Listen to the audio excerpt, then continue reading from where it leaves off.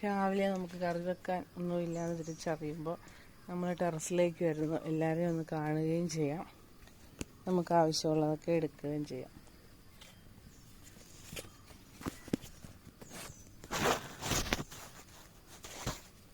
വഴുതനങ്ങ എടുക്കണം, പിന്നെ ഒരു ചീരത്തോരനാകാം.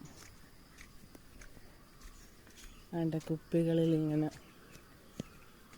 വളർന്ന് വിലസി നിൽക്കുന്ന ചീരകളെ നമുക്കെടുക്കാം.